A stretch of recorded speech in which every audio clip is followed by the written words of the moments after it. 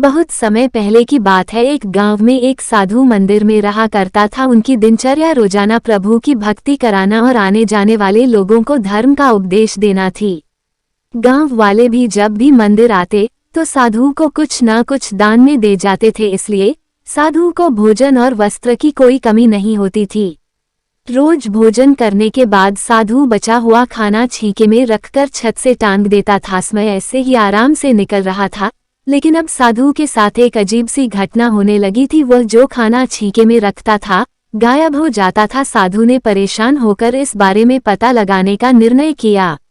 उसने रात को दरवाजे के पीछे से छिपकर देखा कि एक छोटा सा चूहा उसका भोजन निकाल कर ले जाता है। दूसरे दिन उन्होंने छींके को और ऊपर कर दिया ताकि चूहा उस तक न पहुंच सके, लेकिन यह उपाय भी काम नहीं आया। उन्होंने देखा कि चूहा और ऊंची छलांग लगाकर छींके पर चढ़ जाता और भोजन निकाल लेता था। अब साधु चूहे से परेशान रहने लगा था। एक दिन उस मंदिर में एक भिक्षुक आया।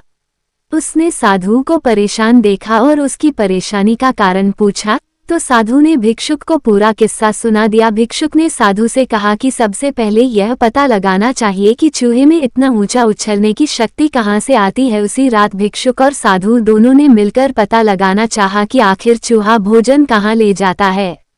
दोनों ने चुपके से चूहे का पीछा किया और देखा कि मंदिर के पीछे चूहे ने अपना बिल बनाया हुआ है।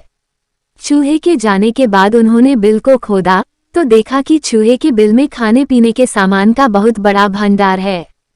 तब भिक्षुक ने कहा कि इसी वजह से ही चूहे में इतना ऊपर उछलने की शक्ति आती है।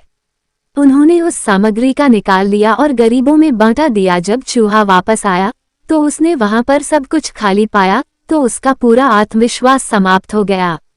उसने सोचा कि वह फिर से खाने पीने का सामान इकट्ठा कर लेगा। यह सोचकर उसने रात को छींके के पास जाकर छलांग लगाई, लेकिन आत्मविश्वास की कमी के कारण वह नहीं पहुंच पाया और साधु ने उसे वहां से भगा दिया।